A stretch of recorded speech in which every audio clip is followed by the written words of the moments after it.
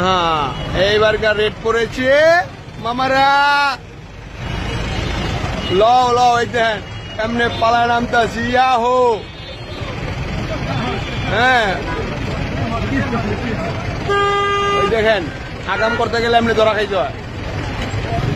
এই যে অনেক রেট পড়ছে, এখন ধরে পিছনটা পালাই যাচ্ছে।